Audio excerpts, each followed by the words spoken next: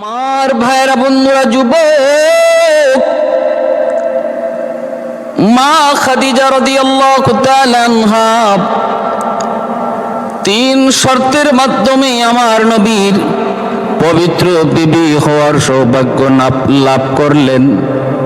তিন শর্ত কবুল করার দ্বারা নবীজির পক্ষ থেকে তিনটা শর্ত দেওয়া হয়েছিল। তিনটা শর্তই মা মেনে নিতে রাজি। তিনি নিজেই নবীর বাড়িতে চলে আসলেন। আমার নবী রহমতের নবী তখন চাচার অধীনে, চাচার তত্ত্বাবধানে নবীজি বড় হইতেছেন। যৌবন কাল নবীজির 25 বৎসর বয়স। ভাইরা বন্ধুরা, আম্মাজান খাদিজাতুল কুবরা রাদিয়াল্লাহু তাআলা আনহা আবু তালিবের বাড়িতে এসে দরজায় নক করলেন। আবু তালিব দরজা খুলে দেখেন মক্কার সবচেয়ে ধনী মহিলা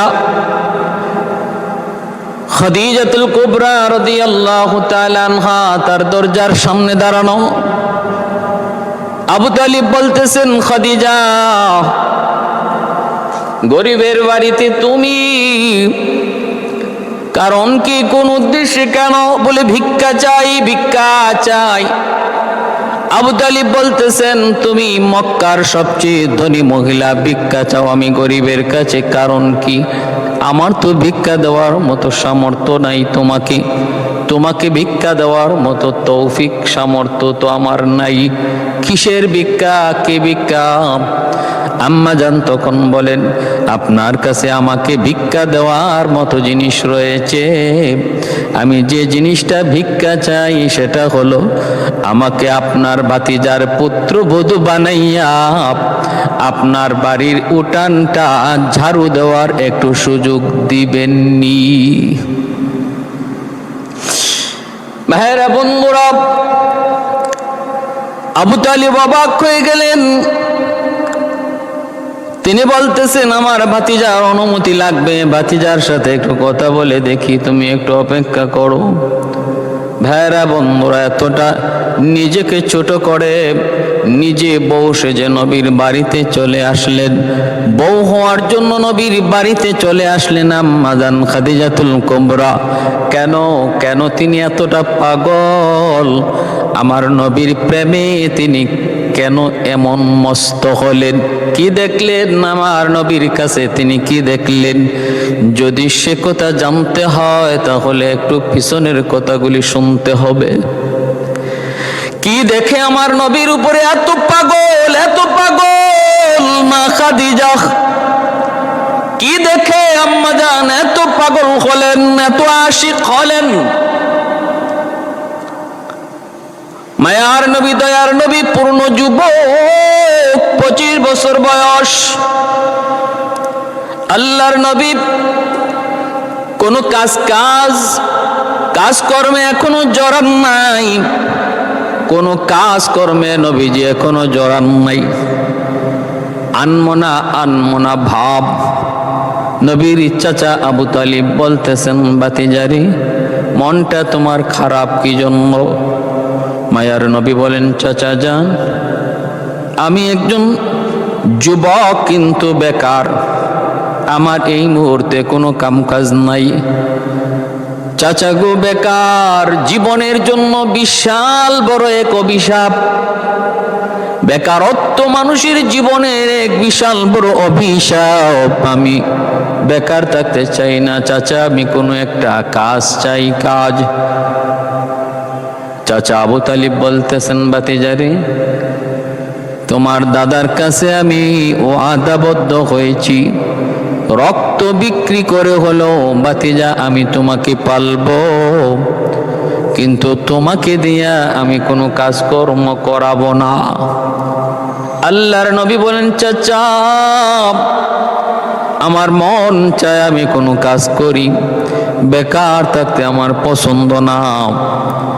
কারণ বেকারত্ব হলো সমাজের জন্য একটা অভিশাপ। এটা আমার নবী শিক্ষা দিয়ে গেছেন। সমাজে যারা বেকার থাকে তাদের মাথায় বিভিন্ন ধরনের খারাপ চিন্তা ভাবনা আসে। বেকার যুবক চুরি করা শিখে, বেকার যুবক ডাকাতি করা শিখে, বেকার যুবক নেশা করা শিখে, বেকার যুবক খুন খারাপি শিখে। বেকারত্ব জীবনের জন্য কত বড় এক অভিশাপ। অপরাধ জগতের দিকে তাকে নিয়ে যায়, অন্ধকার জগতে নিয়ে যায়। ভাইরা বন্ধুরা, জন্য বেকারকে কেউ পছন্দ করে না। বাবার যত বড় সম্পত্তি থাকুক, সন্তান যদি বেকার থাকে তাহলে সেও পথভ্রষ্ট হয়ে যায়, বেলাইনে চলে যায়। বাবার সম্পদ থাকলেও বেকার ছেলে পথভ্রষ্ট হয়, লাইনচ্যুত হয়, নেশার জগতে চলে যায়। এমনি ভাবে ভাইরা অন্ধকার জগতে চলে যায়। কোন মহিলাও, কোন যুবতীও বেকার ছেলেকে বিয়ে করতে রাজি হয় না। যদি বলে ছেলে কি করে, কয় বেকার, কয় বিষ খেয়ে মরবো, কিন্তু বেকার ছেলের কাছে বিয়ে বসবো না। বাবার যত বড় সম্পত্তি থাকুক, ছেলে যদি বেকার হয়, ভালো কোনো বংশের মেয়ে তার কাছে বিয়ে দেয় না, মেয়েও বিয়ে বসতে রাজি হয় না। ভাইরা বন্ধুরা, অল্প দিনের ভিতরে বেকার যুবক বাবার কোটি কোটি টাকা সে সব কিছু নষ্ট করতে তার সময় লাগে না। চোখের সামনে এমন বহু দেখেছি আমরা। বাবার প্রচুর সম্পদের মালিক ছিল, কিন্তু সন্তান বেকার ছিল, পথভ্রষ্ট হয়েছে, লাঞ্ছিত হয়েছে। অল্প দিনের ভিতরে পাহাড় পরিমাণ সম্পদ, ধূলিসাৎ, কিছুই নেই। মহিলারা বেকার ছেলেকে পছন্দ করে না, ঠিক না? আবার কিছু কিছু মহিলা দাড়িওয়ালা ছেলে পছন্দ করে না, কয় বিষ খায় মরবো, গলায় ফাঁস লাগায় মরবো, তবু চাচারে বিয়ে করব না। কিন্তু জানি না, দাড়িওয়ালা ছেলে সে যদি আল্লাহর নবীর মহব্বতে দাঁড়িয়ে রেখে থাকে, ফ্যাশন না করে, নবীর সুন্নত হিসাবে সুন্নত তরিকায় দাঁড়িয়ে রাখে, তাহলে তার ভিতরে আল্লাহর ভয়, আল্লাহর ভীতি, স্ত্রীর প্রতি ভালোবাসা, মহব্বত অন্তরে জন্ম নেয়। কারণ আমার নবী হারাম পন্থায় ভালোবাসা নিষেধ করেছেন। নবী ভালোবাসতে বলেছেন স্ত্রীকে, নিজের স্ত্রীকে ভালোবাসো। আমার নবীর শিক্ষা বিয়ের আগে ভালোবাসা নয়, বিয়ের আগে প্রেম নয়, প্রেম হবে বিয়ের পর স্ত্রীর সাথে। এটা আমার নবীর শিক্ষা, নবীর আদর্শ। অতএব নবীকে ভালোবেসে যেই যুবক মুখে দাড়ি আনবে, তার ভিতরে সেই সিফাতও আসবে, সে গুণও আসবে, সে বিয়ের আগে হারাম ভালোবাসায় যাবে না। অতএব দাড়িওয়ালা যুবককে পছন্দ করো, সংসার শান্তির হবে, বুক ভরা ভালোবাসা পাবে। ওলামায়ে কেরাম ইনকাম কম, মসজিদের ইমাম, মুয়াজ্জিন, মাদ্রাসার একজন উস্তাদ, তাদের বেতন কম, কিন্তু খোঁজ নিয়ে তালাশ করে দেখেন তাদের স্ত্রীরা বড় আরামে আছে, শান্তিতে আছে, সুখে আছে। কারণ তাদের স্ত্রী, তাদের বিবিরা তাদের কাছ থেকে বুক ভরা ভালোবাসা পায়। একজন স্ত্রীর জীবনের সবচেয়ে বড় সম্পদ, সবচেয়ে বড় পাওয়া হলো তার স্বামীর বুক ভরা ভালোবাসা। এটা একজন স্ত্রীর সবচেয়ে বড় পাওয়া। আর স্বামীর বুক ভরা ভালোবাসা যদি না পায়, আর যত যাই পাক, গাড়ি পাইছে, বাড়ি পাইছে, টাকা পাইছে, কিন্তু স্বামীর ভালোবাসা পায় নাই, এই স্ত্রী জীবনে কিছুই পায় নাই। তার মতো হতভাগা আল্লাহর জমিনে আর কেউ নাই। আরেকজন স্ত্রী স্বামীর গাড়ি পায় নাই, বাড়ি পায় নাই, কোন রকম চলতেছে, কিন্তু বুক ভরা ভালোবাসা পায়। দুনিয়াতে সবচেয়ে সুখী সেই মহিলা, সেই সবচেয়ে সুখী, স্বামী নিয়ে সেই সুখে আছে। এজন্য আবু সুফিয়ানের মেয়ে উম্মে হাবিবা রাদিয়াল্লাহু তাআলা আনহা, তিনি যখন নবীর ঘরে, মক্কার লিডার আবু সুফিয়ান মেয়েকে দেখতে আসলেন নবীর ঘরে। কলিজার টুকরা মেয়ে উম্মে হাবিবা রাদিয়াল্লাহু তাআলা আনহা এসে তিনি দেখেন নবীর ঘরে ঠিকমতো চাল নাই, খেজুর পাতার ছাউনি, কোন রকম ভাঙ্গা একটা দেয়াল, বসার কোনো জায়গা নাই, ভালো একটা চেয়ার নাই, ভালো একটা বিছানা নাই। ডাক দেয়া বলতেছে, আবু সুফিয়ান, মা উম্মে হাবিবা, ও মা, বাবার ঘরে থাকতে তুমি কত রাজপ্রাসাদে ছিলে, থাকা খাওয়ার কোনো অভাব তোমার ছিল না। আজকে মুহাম্মদের ঘরে এসে বসার জায়গা নাই, ঘুমানোর জায়গা নাই। উপর দিকে তাকালে আসমান দেখা যায়, বেড়ার দিকে তাকাইলে দেখা যায় বেড়া ভাঙ্গা। মার এই পরিবেশে আইসা তুমি কেমন আছো জানতে একটু মন চায়। বাবার এত বড় রাজকীয় হালত সাইরা গরিবী হালত পছন্দ করেছো, মিসকিনি হালত পছন্দ করেছো, জমিদারি হালত সাইরা কতটা সুখে আছো মা একটু জানতে মন চায়। তুমি একটু বলো। উম্মে হাবিবা রাদিয়াল্লাহু তাআলা আনহা বলেছিলেন, ও দুনিয়ার মা বোনেরা খেয়াল করে শোনো গো, কথাটা তোমাদের জন্য অনেক, নিজের কথাই একটু ভেবে দেখো। তিনি বলেছিলেন, বাবা পৃথিবীতে কোনো স্ত্রী যদি তার স্বামীর ঘরে সুখে থাকে, আমি উম্মে হাবিবা হলাম তোমার মেয়ে 1 নাম্বার, আমি হলাম 1 নাম্বার। পৃথিবীতে কোনো স্ত্রী যদি তার স্বামীর ঘরে সুখে থাকে, সেই স্ত্রী হলাম আমি। ও বাবা তুমি যা কিছুই দেখো, এইগুলার ভিতরে শান্তি নাই। একদম স্ত্রীর জীবনের সবচেয়ে বড় শান্তি হলো স্বামীর বুক ভরা ভালোবাসা।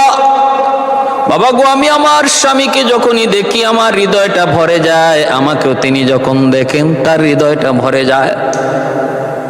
বাবা এত বড় সম্পদ আমি পেয়েছি, এই নকল ধোঁকার সম্পদ দিয়ে আমি কি করব? এগুলো সব ধোঁকা, আজ আছে কাল নাই, কিন্তু আমার স্বামীর ভালোবাসা সেটা স্থায়ী। আবু সুফিয়ান তখন চোখের পানি ছাড়া বলছিল, বা মা রে আমি ভুল বুঝেছি রে মা, তোমারে কষ্ট দিয়ে ফেললাম, কথাটা বলে মাফ করে দিও মা, আমার বুঝ হয়ে গেছে। মুহাম্মদের ঘরে তুমি কতটা সুখে আছো, কতটা শান্তিতে আছো। এজন্য আমার মা বোনেরা খেয়াল করে শোনো, সবার আগে খেয়াল করে দেখো, যাকে স্বামী হিসাবে মানতেছো আগে দেখো তার বুক ভরা ভালোবাসা তুমি পাবা কি পাবা না, ভালোবাসা পাবা কি পাবা না সেটা আগে খেয়াল করো। যদি শান্তি চাও, টাকার ভিতরে শান্তি নাই, গাড়ির ভিতরে শান্তি নাই, বাড়ির ভিতরেও শান্তি নাই, মূল শান্তিটা হলো স্বামীর দিলের মধ্যে তুমি জায়গা পাবা কিনা। ভাইরা বন্ধুরা, এজন্য আগে দিনদার স্বামী তুমি পছন্দ করো। একজন দিনদার নবীর আদর্শে আদর্শবান যদি একজন যুবক তোমার স্বামী হয়, তাহলে দুনিয়াতে সবচেয়ে সুখী হলে তুমি। ভাইরা আমার, এজন্য সাবধান। বেকারত্ব কেউ পছন্দ করে না, বেকার জীবনটা অভিশাপ। আল্লাহ নবী বলতেছেন, চাচা আমি বেকার থাকতে চাই না। আমাদের দেশে অনেক যুবক বেকার, অনেক যুবক বেকার। আমাদের দেশে সার্টিফিকেট আছে কিন্তু চাকরি নেই, এদেশে ব্যবসা আছে লাভ নাই, যার কারণে সমাজে অসংখ্য অগণিত যুবক বেকার হয়ে যাচ্ছে আর সমাজে অপরাধ বেড়ে যাচ্ছে।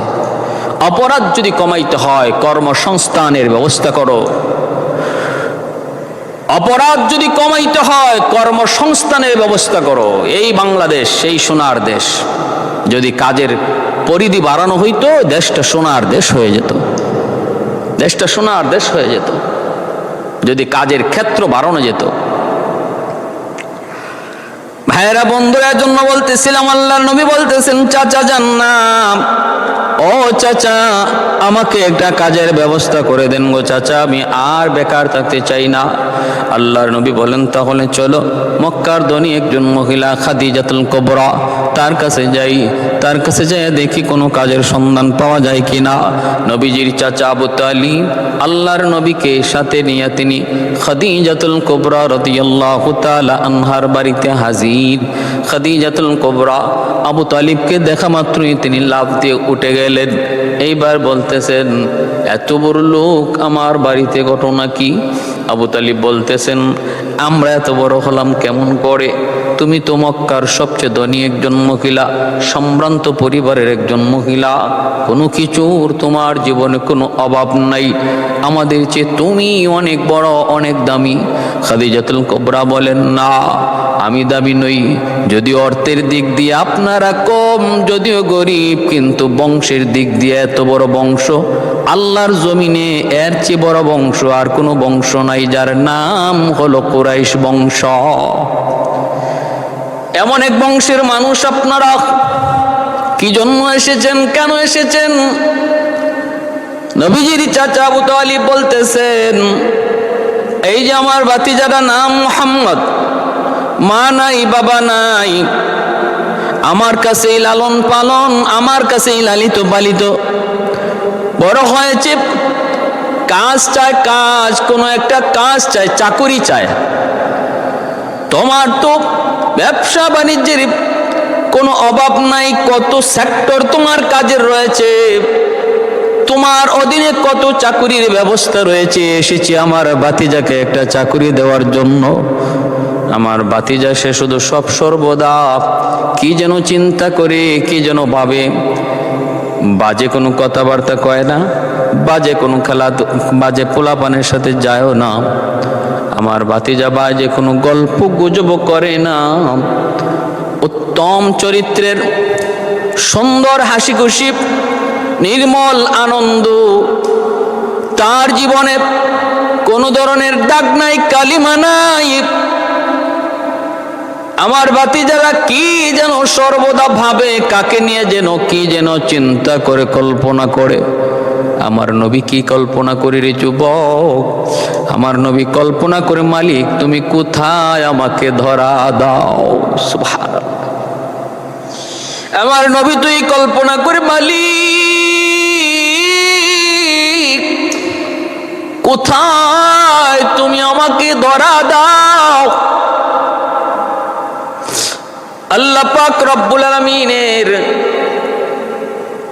ডাক দিয়ে আল্লাহ বলে, ওয়াল্লাযীনা জাহাদু ফীনা লানাহদিয়ান্নাহুম সুবুলানা ওয়া ইন্নাল্লাহা লামাআল মুহসিনিন।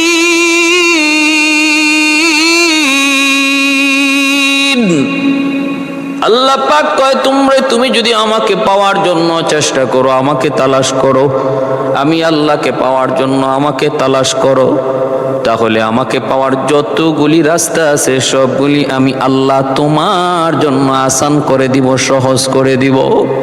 ভাইয়েরা বন্ধুরা, আমরা তো আল্লাহকে পাওয়ার জন্য কোনো চিন্তা করি না, গবেষণা করি না, কোনো তলব অন্তরের ভিতরে নাই রে ভাই। চলছি তো চলছি, কোনো ফিকিরি নাই, কোনো চিন্তা নাই। যারা আল্লাহকে পাওয়ার জন্য ভাবে, আল্লাহ তাদেরকে ধরা দিয়ে দেয়। আল্লাহ পাক সবগুলি রাস্তা তাদের খুলে দেয়। ভাইয়েরা বন্ধুরা, জন্য বলতেছিলাম, আম্মাদান খাদিজাতুল কুবরা রাদিয়াল্লাহু তাআলা আনহার কাছে নবীর চাচা আবু তালিব একটা চাকুরি চাইলেন। এমনি খাদিজাতুল কুবরা বলতেছেন, আমার কাছে এই মুহূর্তে কোনো চাকুরি নাই, কিন্তু একটা চাকুরি এই মুহূর্তে আছে, আমার ছাগলের রাখাল কিছুদিনের জন্য ছুটি কাটাইতে গেছে। এই টাইমটাতে একজন কাজ দেওয়া যায়, কিন্তু আপনাকে দেওয়া যায় না, আপনার পরিবারের কাউকেই কাজ দেওয়া যায় না। কারণ কাজটা বেশি দামি নয়, কোনো ইজ্জতের নয়, এত সম্মানী কোনো কাজ নয়। এই কাজটা আছে, কিন্তু আপনাদেরকে দেব না। আবু তালিব বলতেছে, ছাগল রাখালি কেমনে করে আমার ভাতিজা? এটা তো ভালো কোনো কাজ নয়, এটা সম্মানী কোনো চাকরি নয়। আল্লাহর নবীকে নিয়ে কাজ নাই। ফিরে আসতেছেন, এমনি মায়ার নবী, দয়ার নবী বলতেছেন, চাচা যান, আমার কাছে কোনো কাজ ছোট নয় গো চাচা। কোনো কাজকে আমি ছোট করে দেখি না, কোনো কাজকে ছোট করে দেখা ঠিক না। কাজ তো কাজ, কর্ম তো কর্ম। কোনো কর্মকে ছোট করে দেখা এটা আমার আদত না। ও চাচা, আমার মন চায়, আমি বড় পছন্দ করেছি ছাগল রাখালি করা। আপনি একটু আলাপ করে দেখেন, আমি তার ছাগল রাখালি করব। কাজটা আমার বড় পছন্দ হয়েছে। চাচা বলতেছে, ভাতিজা কও কি তুমি? ভাতিজা তুমি কও কি এটা কোনো চাকরি হইল? না রে ভাতিজা, এমন কাজ তোমাকে আমি দিতে পারি না। আল্লাহর নবী বলেন, না চাচা, একটু সুযোগ করে দেন। মন বলে আমার, আমি চাকরিটা করব, এর ভিতরে অনেক ফায়দা রয়েছে। ভাইরা বন্ধুরা, আবু তালিব ফিরে আসলেন, আয়েশা ডাক দেয়া বলতেছেন, খাদিজা, আমার ভাতিজা তোমার এই কাজটা করবে, তার নাকি পছন্দ হয়েছে। খাদিজা বলতেছেন, না হয় না যুবক, এমন কাজ তোমার দ্বারা করা ঠিক না, কারণ তুমি কুরাইশ বংশের একজন সম্মানিত যুবক। আল্লাহর নবী তখন বলতেছেন, শুনুন, কোনো কাজকে কোনোদিন কোনো কর্মকে ছোট করে দেখা এটা ভালো মানুষের কাজ না। কর্মকে ছোট করে দেখা ঠিক না, কারণ কর্ম ছোট হলেও সেটা যদি হালাল হয়, আল্লাহ পাক এই ছোট্ট কর্মের দ্বারাও তার জীবনে শান্তি দিতে পারে। কারণ শান্তি দেওয়ার মালিক আল্লাহ। উসিলা একটা আল্লাহ চায়, উসিলা চায়। কোটি কোটি টাকার ব্যবসা নিয়ে অন্তরে শান্তি পায় না, শান্তির উসিলা হয় না। কিন্তু যেই মালিক শান্তি দেয়, ওই মালিক একটা সাধারণ বাদাম বিক্রি করা, বুট বিক্রি করাকে উসিলা করে একজন মানুষের জীবনে আল্লাহ শান্তি দিতে পারে। উসিলা, আর কিছুই না। এজন্যই আমার নানা শ্বশুর দীর্ঘদিন পর্যন্ত, যিনি প্রায় 50 বছর বুখারী শরীফ পড়াইছেন, আমার নানা শ্বশুর, আমাদের গ্রামে যাকে মুহাদ্দিস সাহেব হুজুর এই নামে সবাই চিনত, গোলাম কুদ্দুস সাহেব রাহিমাহুল্লাহ, আজকে দুনিয়ায় নাই। আমি বিয়ের পরে 6 মাস পেয়েছি। ওনার এক ভাই ছিলেন ফুলমি হাফিজ সাহেব রাহিমাহুল্লাহ, উনিও বহুত বুজুর্গ, বহুত বড় বুজুর্গ ছিলেন। আমার নানা শ্বশুরও বহুত বড় বুজুর্গ ছিলেন। ওনাদের কাছে কোনো কর্মই আমরা দেখেছি, আমরা আমাদের উস্তাদদের মুখে শুনেছি। ফুলমি হাফিজ সাহেব রাহিমাহুল্লাহ তিনি বলতেন, হঠাৎ করে দেখা যেত হুজুর একটা আতর নিয়ে বাজারে রাস্তায় বয়ে গেছেন বিক্রি করার জন্য। উনি বলতেন যে দেখো, এই গাড়ি ঘোড়ার মধ্যে বা লঞ্চের মধ্যে অনেকে বাদাম বিক্রি করে, বুট বিক্রি করে, এগুলো বিক্রি করো, 100% হালাল ব্যবসা, এটাকে তুচ্ছ মনে করো না। ইনি নিজেও এমন কাজ করে ফেলতেন, অথচ এত বড় বুজুর্গ, এত বড় আল্লাহওয়ালা, এত বড় মুহাদ্দিস, কর্মকে ছোট করে দেখেন নাই। সারা জীবন আল্লাহ পাক চালাইছে শানের সাথে, শৌকতের সাথে। কিভাবে চলছেন, কিভাবে খাইছেন, খরচও করতেছেন, বাজারে যাইতেছেন, বড় মাছটা কিনতেছেন, কিন্তু কিভাবে আসতেছে টাকা, কোত্থেকে আসতেছে কেউ জানে না। দেখে কি একটা আতর বেচেন, দেখে কি বাদাম বেচেন, দেখে কি বুট বেচেন। মানুষের দৃষ্টিতে, আমাদের দৃষ্টিতে এর থেকে কি বা লাভ হয় আর কি বা ইনকাম হয়? প্যারে হাজিরিনের জন্য সর্বদা মনে রাখতে হবে, রিজিকের মালিক আল্লাহ। এই কথার উপরে ইয়াকিন আর বিশ্বাস 100 রাখতে হবে। বাকি আল্লাহ কোনো না কোনো একটা উসিলা চায়। তোমাকে আমি রিজিক দেব, কিন্তু একটা উসিলা চাই। সে উসিলাটা বানাইতে যে আমি যদি একটা হালাল কর্ম করি, হালাল কাজ করি, সেটা ছোট্ট হোক, রিক্সাওয়ালা ভাইদের রিক্সা চালানো, গাড়ির ড্রাইভারদের গাড়ি চালানো, হ্যাঁ, মুদির দোকানদারি করানো, রাস্তার ফুটপাতে জিনিস বিক্রি করা, এগুলাকে কখনো কেউ হেও চুকে দেখবো না, ছোট চুকে দেখবো না। এটা তাদের হালাল ব্যবসা। ওই চেয়ারে বসে কোটি কোটি টাকা কলমের খোঁচায় যারা দুর্নীতি করে খায়, দুর্নীতি করে টাকা পাচার করতেছে, তাদের চেয়ে 1000 গুণ ভালো এই রিক্সাওয়ালা ভাই, যে গায়ের শ্রম দিয়ে টাকা ইনকাম করতেছে। আর যে এসি রুমে বসে বসে কোটি কোটি টাকা কলমের খোঁচায় দুর্নীতি করে পকেটে ঢুকাইতেছে, তার চেয়ে 1000 গুণ ভালো ওই ভ্যানওয়ালা ভাইটা, ওই বাদাম বিক্রি করা, বুট বিক্রি করা, চানাচুর বিক্রি করা ভাইটা অনেক ভালো। আল্লাহর কাছেও দামি, দুনিয়ার মানুষের কাছেও তার ইজ্জত বেশি, সম্মান বেশি ওই চোরের চেয়ে, ওই ডাকাতের চেয়ে। যে ডাকাত কলমের খোঁচায় কোটি টাকা বিদেশ পাচার করে, যে ডাকাত কলমের খোঁচায় ঢাকাতে 10টা 20টা বাড়ি গাড়ি করে। ভাইয়েরা বন্ধুরা, জন্য আল্লাহর নবী বলে, আমি কোনো কর্মকে ছোট চোখে দেখি না, আমাকে আপনি কাজটা দেন। খাদিজাতুল কুবরা রাদিয়াল্লাহু তাআলা আনহা তিনি মনে মনে ভাবলেন, কত সুন্দর কথা, কথা তো ঠিক, কোনো কর্মকে কোনোদিন ছোট করে দেখা ঠিক নয়, সেটা যদি বৈধ হয়, হালাল হয়। ভাইরা বন্ধুরা, তিনি দিয়ে দিলেন, বলে ঠিক আছে, তাহলে তুমি আমার ছাগলগুলি রাখালি করতে পারো। আল্লাহর নবী, রহমতের নবী আম্মাজান খাদিজাতুল কুবরা রাদিয়াল্লাহু তাআলা আনহার অধীনে সর্বপ্রথম ছাগলের রাখালির দায়িত্ব নিলেন, চাকরি নিলেন। ছাগলগুলি তিনি রাখালি করতেছেন। সেই মরুভূমিতে পাথরের মধ্যে যে শ্যাওলা পড়ে, ওই শ্যাওলাগুলি মূলত এই ছাগলে খায়, দুম্বায় খায়। ভাইরা বন্ধুরা, দেখা গেল ছাগলগুলি যখন নিয়ে যান ঘরে ফিরান, অন্য দিনের চেয়ে ছাগল অনেক হৃষ্টপুষ্ট, অনেক পেট ভরে খানা খায়। কয়েকদিনের ভিতরেই ছাগলগুলির চেহারা পাল্টে গেল, বডির শরীর পাল্টে গেল, সুন্দর নাদুস নদুস হয়ে গেল। আম্মা জান খাদিজাতুল কুবরা রাদিয়াল্লাহু তাআলা আনহা তিনি অবাক হয়ে ভাবতে লাগলেন, ঘটনা কি? আমার ছাগলের চেহারার রং বদলে গেল, ঘটনা কি? তাহলে আমার রাখাল কোথায়? সে ছাগল রাখালি করে একটু দেখি। ঘরের ছাদের উপরে উঠলেন, ওইটা দেখেন মরুর দুলাল, আরবের মরুর দুলাল, রহমতের নবী, মায়ার নবী, পাথরের মধ্যে হেলাম দিয়ে তিনি আরাম করেন, আর ছাগলগুলি খানা খায়। ওই অবস্থায় দেখতেছে মরুভূমির উত্তপ্ত গরমের মধ্যে রহমতের নবী, মায়ার নবীর দুই পাশ দিয়ে দুইটা বিষাক্ত সাপ ফনা ধরে নবীকে বাতাস দিচ্ছে। বাতাস, বিষাক্ত দুইটা সাপ ফনা ধরে নবীকে বাতাস দিচ্ছে। সাপ ফনা ধরে মানুষকে কামড় দেয়, সাপ ফনা ধরে আমাকে আপনাকে কামড় দেয়, দংশন করে। আর আম্মা জান ঘরের ছাদ থেকে দেখতেছে, হায় আমার ছাগলের রাখালকে সাপ বাতাস করে, বাতাস। অবাক হয়ে গেলেন, তাকায় দেখতেছেন আরবের উত্তপ্ত মরুভূমির উপরে সূর্যের তাপ যেন ওই রাখালের গায়ে না লাগে গো।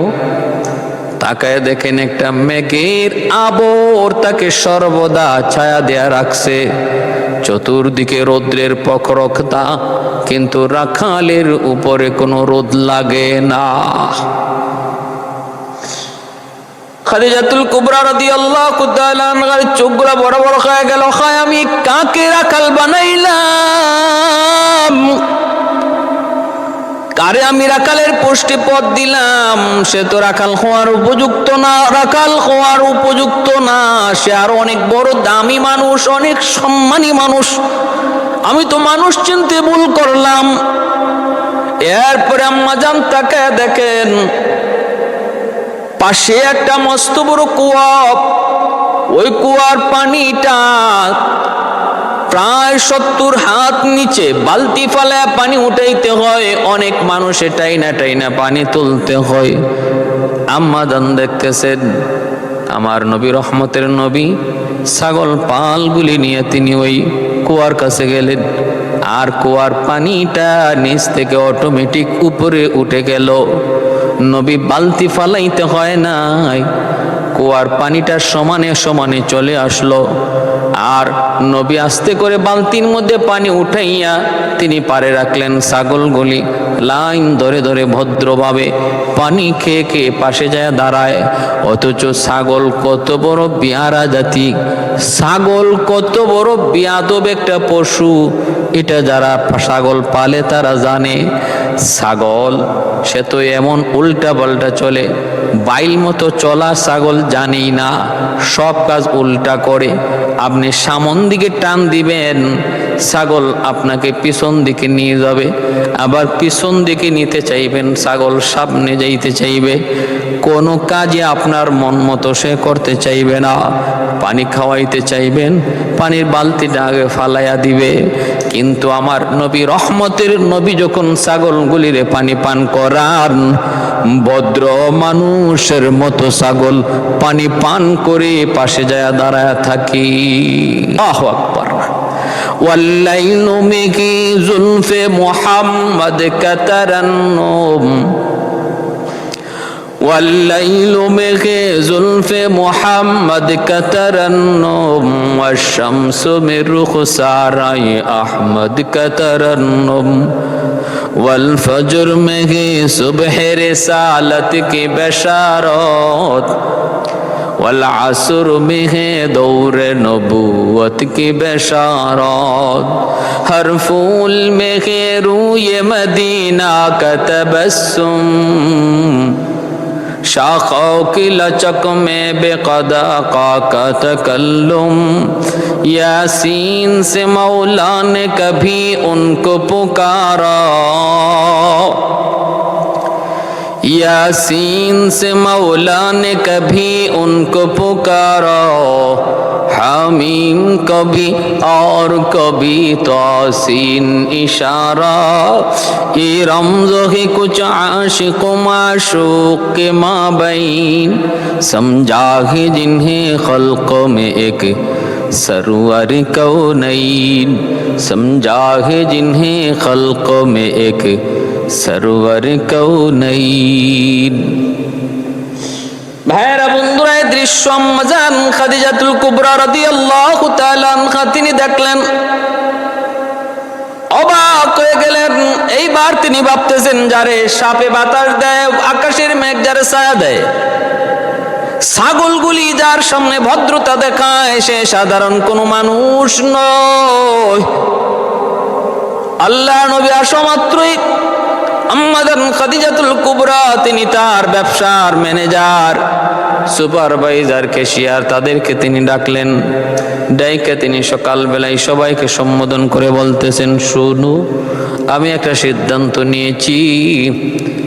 এতদিন পর্যন্ত তোমরা জানতে মুহাম্মদ শুধু আমার ছাগলের রাখাল, আজ থেকে আমি খাদিজা সিদ্ধান্ত নিলাম মুহাম্মদ হলো আমার ব্যবসার চিফ ম্যানেজার। চিফ ম্যানেজার, প্রধান ম্যানেজার, সকল ব্যবসার ম্যানেজার হলো মুহাম্মদ।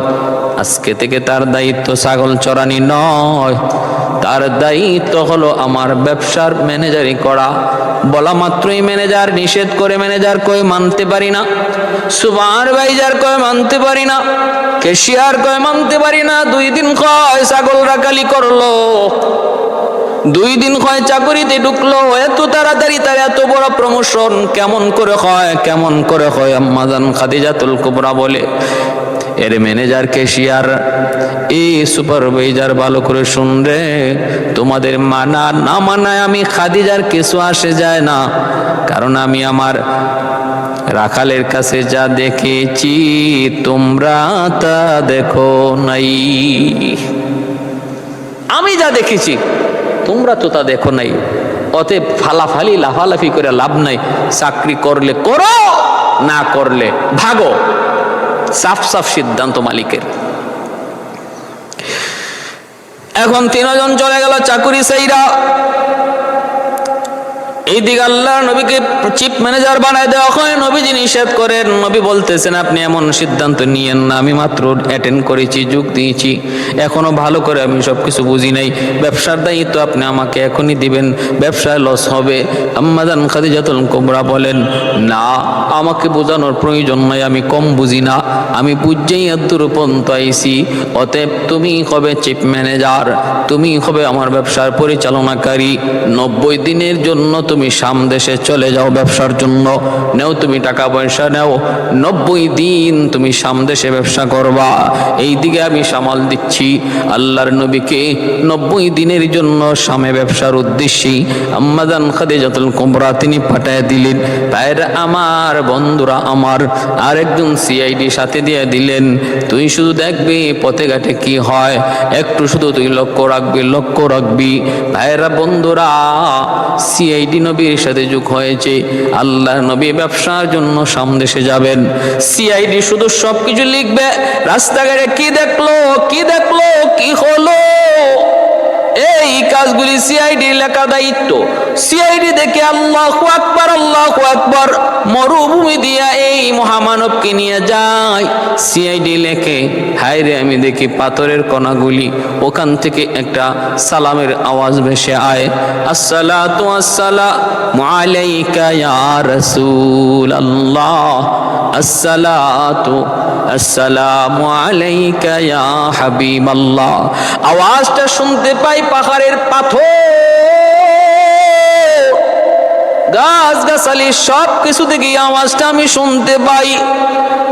সিআইডি তার খাতার মধ্যে সব লিখে আর বলতেছে, আমি দেখলাম একটা আবর, মেঘের আবর সর্বদা মরুভূমিতে আমাদেরকে ছায়া দিয়া নিয়ে যায়। ভাইরা বন্ধুরা, এইভাবে যতগুলা সে সফরের মধ্যে দেখলো, সবগুলা কারগুজারি সে লিখলো। 90 দিনে ব্যবসা তিনি গেলেন। এইদিকে ম্যানেজার এবং ক্যাশিয়ার, সুপারভাইজার যার যার বাড়িতে। বিবিরা কয় কি ব্যাপার, তুমি আজকে চাকুরিতে যাও না? ঘটনা কি? কয় চাকুরি করবো না। কয় কেন? কয় রাখালে ম্যানেজার বানায় দিছে, এই ম্যানেজারের অধীনে চাকুরি করবো না। বিবি কয় তাহলে আর চাকরি আছে কই? দ্রুত তাড়াতাড়ি যাও, নাইলে আমি তোমার ঘরে থাকবো না। কয়দিন আর না খায়া থাকবো? তাড়াতাড়ি চাকুরিতে যাও। তোমার কি হয়েছে? উনি কাকে কি বানাবে না বানাবে সেটা মালিকের সিদ্ধান্ত। তুমি যদি চাকরিতে না যাও তাহলে না খায়া মরবো আমি আর তোমার বাচ্চা। তিনজনকে তিনজনের বউ প্রেসার দিয়ে আবার পাঠায় দিচ্ছে। আয়া বলতেছে মালিক আমরা ভুল করেছি, আমাদেরকে আবার ব্যবসায় নিয়োগ দেন। আম্মা জান খাদিজাতুল কুবরা বলেন আমি জানি তোমরা আবার ফিরে আসবে, ঠিক আছে নেও চাকরিতে আবারও তোমাদেরকে অ্যাটেন্ড করাবো, বাকি এর আগে তোমরা সাদা কাগজে সিগনেচার দাও। কয় কি কোন বিষয়ে? কয় কথা হলো জীবনে কোনোদিন আমার ম্যানেজারের বিরোধিতা করবা না, এই মর্মে তোমরা যদি আমাকে স্বাক্ষর দাও, লিখিত দাও, তখনই তোমাদেরকে চাকরিতে বহাল করব, আর নতুবা তোমরা রাস্তা মাপো। কয় না, যে কোনো শর্ত আমরা মানতে রাজি। এই শর্ত মাইনা লিখিত স্বাক্ষর দিয়া তারা চাকরিতে আবার অ্যাটেন্ড করলো। আমার ভাইয়েরা বন্ধুরা, 90 দিন গড়ে যায়। 89 দিন আম্মা জান খাদিজাতুল কুবরা 90 দিন শেষ হওয়ার কাছাকাছি টাইমে প্রতিদিন ছাদের মধ্যে ওইটা স্বামীর দিকে তাকায় থাকে। দাস দাসীদেরকে নিয়ে ছাদে ওইটা স্বামীর দিকে তাকায় শুধু অপেক্ষা করে, আর দাসীদেরকে বলে দাসীরা একটু বল আমার নতুন ম্যানেজার কেমন, তোদের কাছে কেমন লাগে? বান্ধবীরা কয় ভালোই তো। কয় কথা কেমন? কয় কথা অনেক সুন্দর। চরিত্র কেমন? কয় চরিত্র অনেক সুন্দর। কয় চেহারাটা কেমন? কয় চেহারাটা অতি সুন্দর। এমন চেহারা আমরা জীবনে কোনোদিন দেখি নাই। মা আহসানা মিনকা লাম তারা কাত্তু আইনি ওয়া লাম আজমালা মিনকা লাম তালিদিন নিসাউ খুলিকতা মুবাররাআম মিন কুল্লি আইবিন কাআন্নাকা খুলিকতা কামা তাশাউ। হযরত হাসান রাদিয়াল্লাহু তাআলা আনহু বলেন, নবী গো আপনার চেহারার দিকে তাকাইলে মনে হয় আল্লাহ আপনাকে জিগায় জিগায় বানাইছে। আপনার নাক মুখ চোখগুলা যেন আল্লাহ আপনার মর্জি মতো বানাইছে গো নবী। আপনি যেভাবে কইছেন যেন আল্লাহ ওইভাবে আপনার চোখ বানাইছে, নাক বানাইছে, কান বানাইছে। খুলিকতা মুবাররাআম মিন কুল্লি আইবিন, এত নিখুঁত ভাবে আল্লাহ আপনাকে বানাইছে। কাআন্নাকা খুলিকতা কামা তাশাউ, ওগো নবী আপনি বলছেন যেন আল্লাহকে আল্লাহ আমার চোখটা এইভাবে বানাও, আল্লাহ ওইভাবেই বানাইছে। নবী গো আপনার নাকের দিকে তাকাইলে মনে হয় আপনি বলেছেন মালিক নাকটা ওইভাবে বানাও, আল্লাহ যেন ওইভাবেই বানাইছে। পৃথিবীতে কোনো মানুষকে আল্লাহ তার মর্জি মতো বানাই নাই, বরং আল্লাহর মর্জি মতো বানাইছে।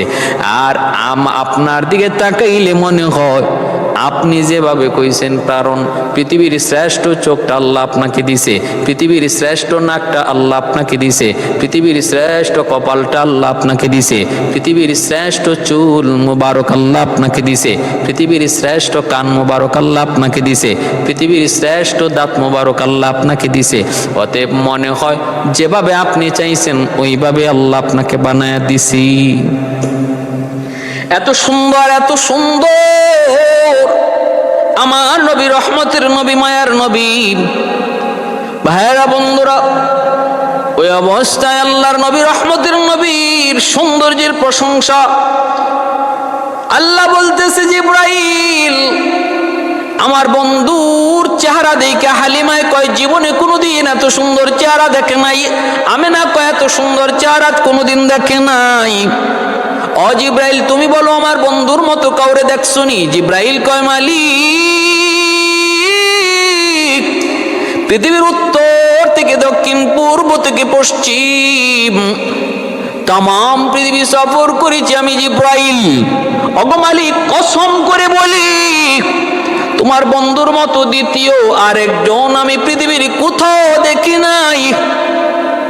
এবার আল্লাহ বলতেছি, জিব্রাইল আমি আল্লাহ কি বলি শোনো, তুমি কেমন করে দেখবা, হালিমা কেমন করে দেখবে, আমেনাও কেমন করে দেখবে, আমি আল্লাহ কি বলি শোনো, আমার বন্ধুর মতো এত সুন্দর করে আরেকজন পৃথিবীতে আমি আল্লাহ অতীতে বানাই নাই এবং ভবিষ্যতেও বানাবো না।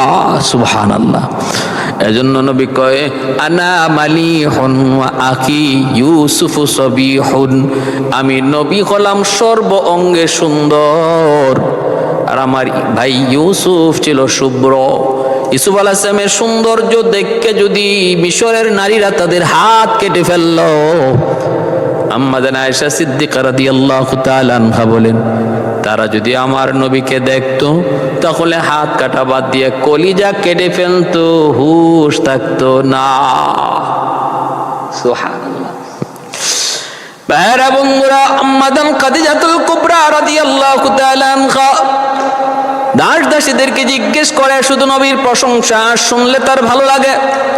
বান্ধবীদেরকে জিজ্ঞাসা বল না আমার ম্যানেজারের চেহারাটা কেমন, ঠোঁটটা কেমন, কপালটা কেমন, হাসিটা কেমন। ভাইরা বন্ধুরা, এইভাবে বান্ধবীরা যখন এই দাস দাসীরা যখন প্রশংসা করে তিনি তখন হাসিতে তখন তার অন্তরটা হেসে উঠে খুশিতে বাগবাগার বলতেছে দাস দাসীরা শুন, আমার ম্যানেজার ফিরে আসা মাত্রই তোদেরকে মিষ্টি খাওয়াবো, তোদের যদ্দূর মন চায় তোরা তদ্দূর মিষ্টি খাবি। 90 দিনের মাথায় ছাদের উপর ওইটা আম্মা জান ছাদ থেকে নামে না, সারাদিন দাস দাসীদেরকে নিয়ে ছাদের উপর থেকে সামের দিকে তাকায় রইছে, কখন আমার ম্যানেজার ফিরবে গো, কখন আবার ম্যানেজার ফিরবে।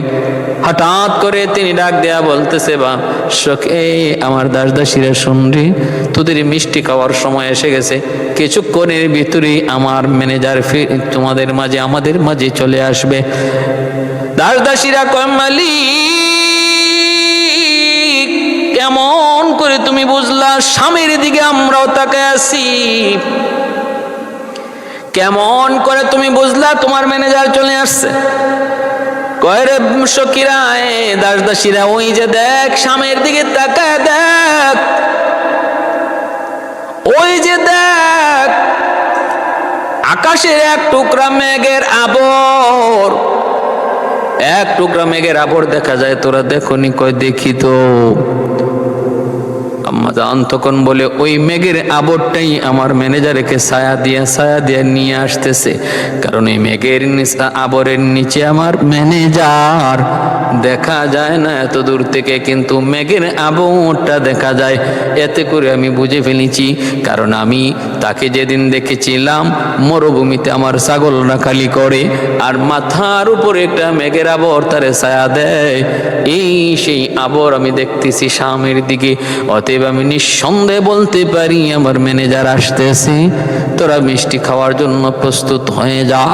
সুবহানাল্লাহ, সুবহানাল্লাহ।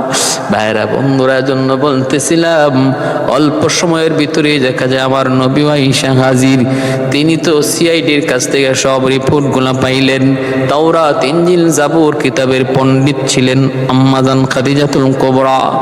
ম্যানেজার কি ঘটলো সব সিআইডি যখন তার কাগজে কলমে শোনায়া দিল, এইবার তিনি তাওরাতের সাথে মিলান, ইনজিলের সাথে মিলান, জাবুরের সাথে মিলান, মিলায়া আম্মা জান সিদ্ধান্ত নিয়ে নিলেন, ফাইনাল তার বুঝ হয়ে গেল ইনি হলেন আখিরি জমানার নবী। কারণ আখিরি জমানার নবীর যতগুলি আলামত তাওরাত কিতাবে রয়েছে সবগুলি আলামত আমি মুহাম্মদুর রাসূলুল্লাহর কাছে পেয়েছি। অতএব ইনি হবেন আখিরি জমানার নবী। আখিরি জমানার নবীর টুট মুবারক কেমন হবে তাওরাতের সাথে তিনি মিলান পেয়ে গেলেন 100-100। চেহারাটা কেমন হবে তাওরাতের সাথে মিলান পেয়ে গেলেন 100-100। চুল মুবারক কেমন হবে পেয়ে গেলেন 100-100। এইবার সব কিছু যখন মিলে গেল তিনি তো বুঝে ফেললেন ইনি আখিরি নবী। তিনি তার দাস দাসীদেরকে বলতেছেন, দাসীরা রে যা ম্যানেজারকে বল এতদিন পর্যন্ত আমার ব্যবসা পরিচালনা করে চমক আর তমুক এত লাভ করতে পারে নাই, 90 দিনে মুহাম্মদ যেই পরিমাণ লাভ নিয়ে এসেছে তার জানায় দাও, আজ থেকে আমার ব্যবসার কোনো হিসাব আমি তার কাছে চাইবো না, হিসাব চাইবো না। ভাইরা বন্ধুরা, কেন? হিসাব চাইবেন না, কারণ তিনি তো ভিতরে ভিতরে আমার নবীর প্রেমে পড়ে গেছেন। আমার নবীর মহব্বত তার অন্তর জুড়ে। কুল ইন কুনতুম তুহিব্বুনাল্লাহ ফাত্তাবিউনি ইউহিব্বুকুমুল্লাহ ওয়া ইয়াগফির লাকুম যুনুবাকুম ওয়াল্লাহু গফুরুর রহিম।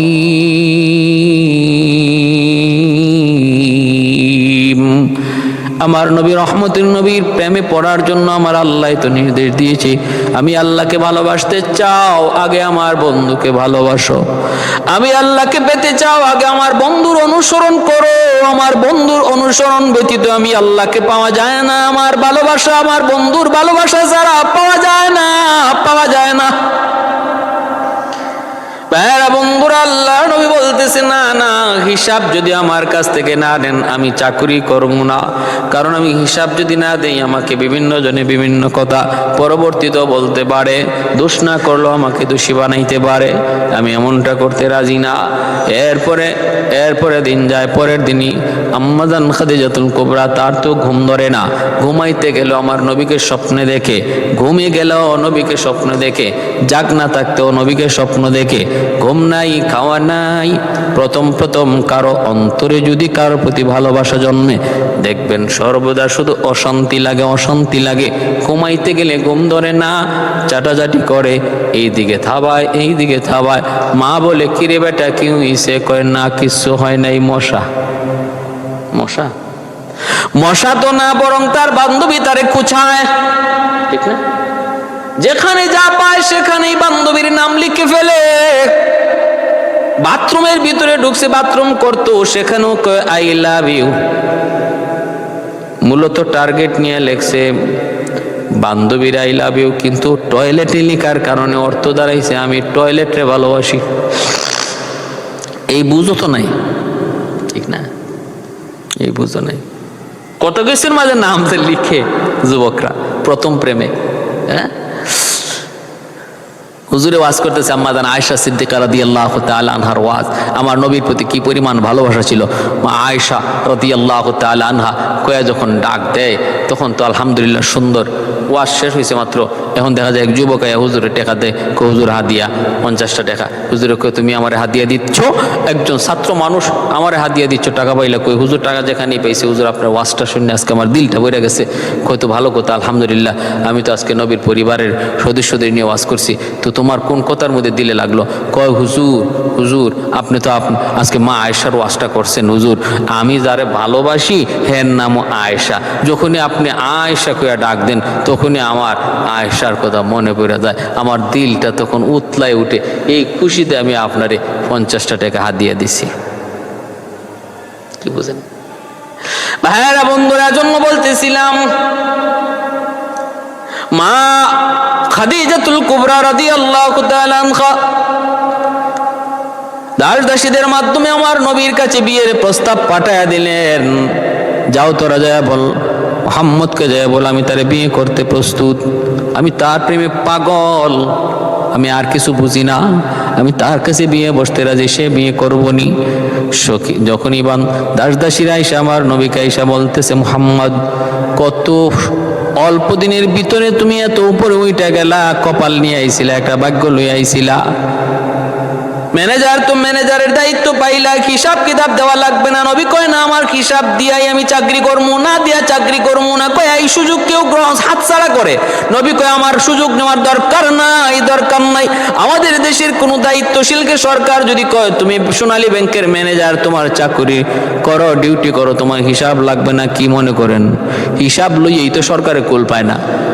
কোটি কোটি টাকা কোন দিক দিয়ে যে বিদেশ পাচার করে দেয় খবর নাই। আর যদি সরকারে কইতো যে তোমার হিসাব আমি নিমু না, তাইলে উপায়টা কি হতো? ভাইয়েরা বন্ধুরা, জন্য দেখা যায় কি আল্লাহর নবী রহমতের নবীর কাছে বিয়ের প্রস্তাব পাঠানো মাত্রই মায়ার নবী চাকরি সাইরা সোজা চলে গেলেন বাড়িতে। চাকরি সাইরা নবী রাগ করে চলে গেলেন বাড়িতে। আবু তালিব জিজ্ঞেস করে, ভাতিজারি ও ভাতিজা কেন চাকরি সাইরা চলে আসছো, ঘটনা কি? নবী বলতেছেন, চাচা যান চাকরিটা ভালোই ছিল কিন্তু মহিলা বেশি সুবিধা না। কয় কেন, কি হয়েছে?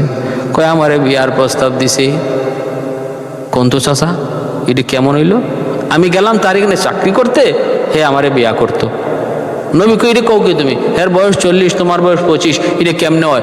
চাচা আমার কথা আপনি বিশ্বাস করেন না, আমি জীবনে মিথ্যা বলছি? আবু তালিব বলে, হ চাচা বাবা তুমি তো মিথ্যা বলো না, তোমার কথা তো সত্য, কিন্তু এটা কেমনে? বলে কেমনে আমি জানি না, হে আমারে বিয়ে করব। আমি চাকরি চাইরে চলে আসছি। আল্লাহ নবীর চাচা আবু তালিব কয়, ঠিক আছে ভাতিজা, চাকরি লাগবে না, তুমি থাকো, কোনো কাজ কাম লাগবে না, আমি তোমারে খাওয়াবো। আল্লাহ নবী চলে আসলেন। পরের দিনই দেখা যায় আম্মা জান খাদিজাতুল কুবরা মায়ার নবীর খুঁজে তালাশে আবু তালিবের বাড়ির সামনে হাজির, হাত জোর করে দাঁড়ায় আছে। আবু তালিব কয়, খাদিজা তুমি আরবের এত বড় একজন ধনী ধনাঢ্য মহিলা, আমার বাড়ির সামনে ভিক্ষুকের বেশি কারণ কি? আম্মা জান খাদিজাতুল কুবরা বলে, আমি আপনার কাছে ভিক্ষা চাইতে এসেছি, ভিক্ষা। নবীর চাচা আবু তালিব কয়, আমার কাছে ভিক্ষা দেওয়ার মতো তো এমন কোনো সামর্থ্য নাই, তোমাকে ভিক্ষা দেওয়ার মতো আমার কোনো সামর্থ্য নাই। কি আছে আমার কাছে এমন যে আমি তোমারে ভিক্ষা দিব? আম্মা জান বলতেছেন, আবু তালিব আমি এমন জিনিস আপনার কাছে ভিক্ষা চাই যেটা আপনার কাছেই শুধু আছে, আর কারো কাছে নাই। বলে কোন জিনিস? বলে সেই জিনিসটা হলো আপনার ভাতিজা মুহাম্মদ। সুবহানাল্লাহ, আপনার ভাতিজা মুহাম্মদ, আমি তার কাছে বিয়ে বসতে চাই। আমাকে আপনি আপনার ছেলের বউ বানায়া গরিব এই বাড়ির উঠানটা ঝাড়ু দেওয়ার একটু সুযোগ করে দিন, সুযোগ করে দিন।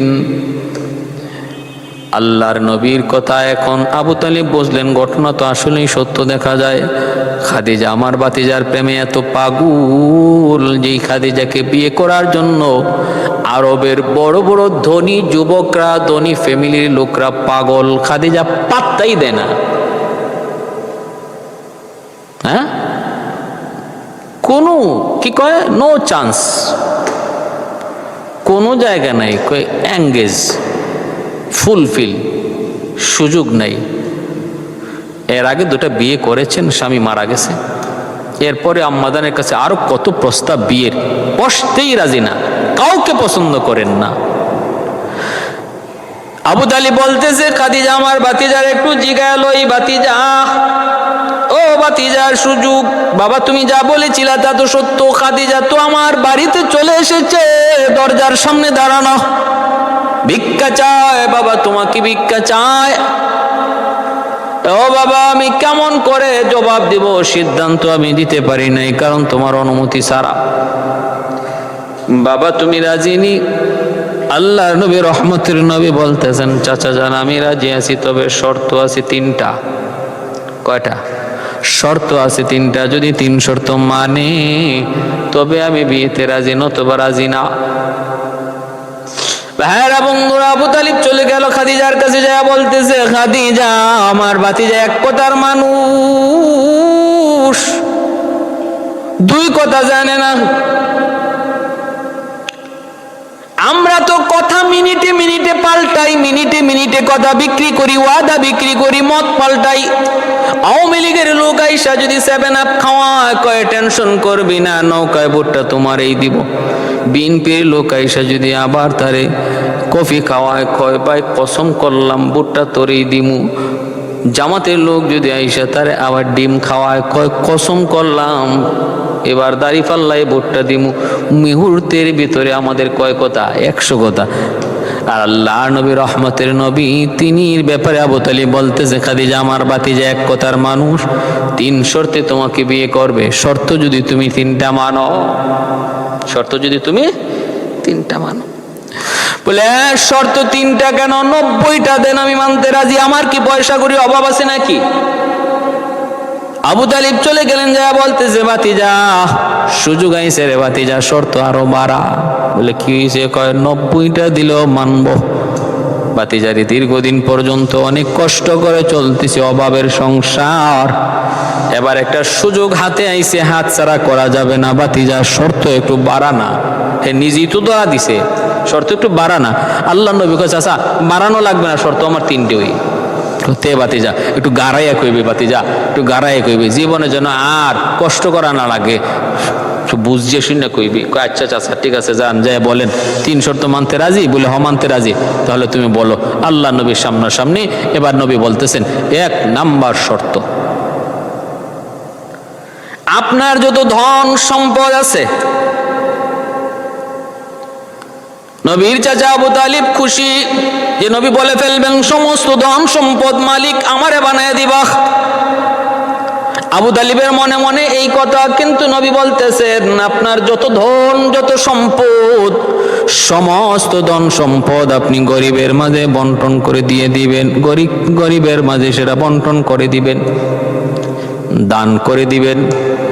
আম্মা জান খাদিজাতুল কুবরা বলে ঠিক আছে আমি মানলাম, সকল অর্থ সম্পদ গরিবের মাঝে দান করে দেব।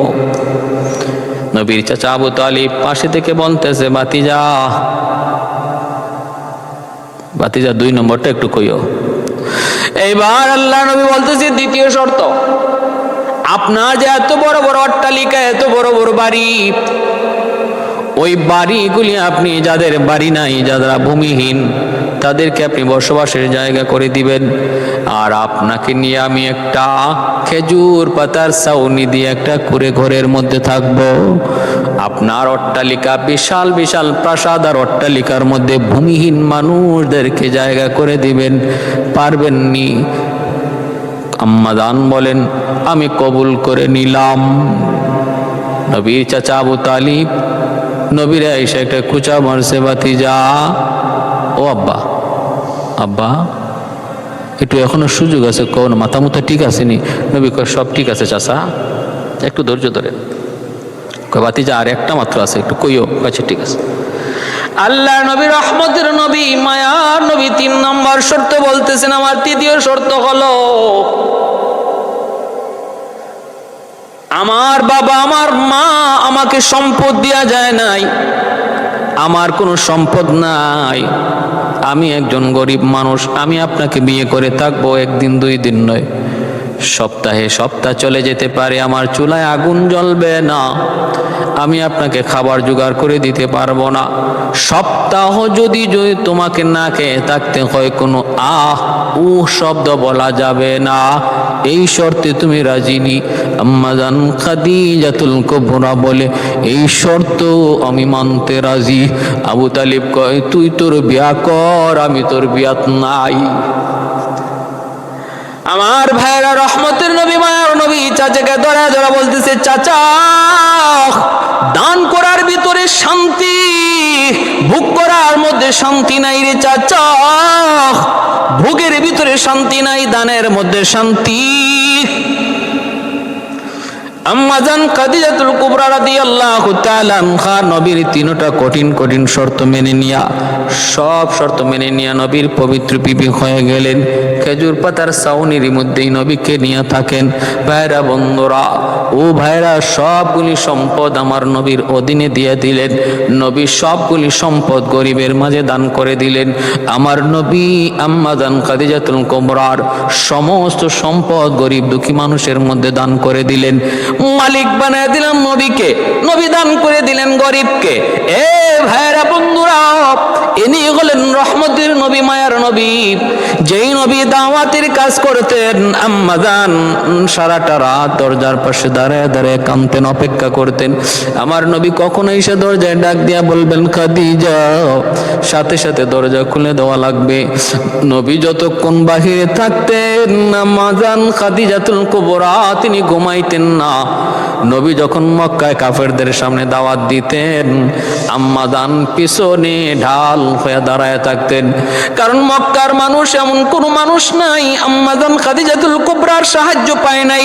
ওনার চোখের সামনে আমার নবীর গায়ে আঘাত, কেউ সাহস করে না, সাহস করে না। এইভাবে আমার নবীর সাথে সংসার কাটাইছেন। সংসার কাটাইছেন, 4টা মেয়ে সন্তান আর 2টা ছেলে সন্তান জন্ম দিছেন। ভাইরা বন্ধুরা, 2টা 3টা ছেলে সন্তান আর 4টা মেয়ে সন্তান, 7 জন সন্তান। ভাইরা বন্ধুরা, আমার নবী, রহমতের নবীর পবিত্র বিবি, সর্বপ্রথম বিবি খাদিজাতুল কুবরা রাদিয়াল্লাহু তাআলা আনহা মক্কা শরীফের জান্নাতুল বাকিতে যিনি শুয়ে আছেন, হজ করতে যাবেন, জান্নাতুল বাকিতে যাবেন, যায় দেখবেন সাদা সিধা কবর পড়ে আছে আম্মাজানের। এত কোনো জৌলুসতাও নাই। যার ইসলামের এত বড় অবদান, সর্বপ্রথম যিনি কালেমা পড়ে মুসলমান হয়েছেন, ইসলামের সর্বপ্রথম কালেমা পড়ার সৌভাগ্য যার রয়েছে, তিনি একজন পুরুষ নন, তিনি হলেন একজন নারী। তিনি হলেন একজন নারী, আমার নবীর পবিত্র বিবি। এজন্য ভাইরা বলতেছিলাম, সারাটা জীবন নবীর জীবনে ছায়ার মতো ছিলেন।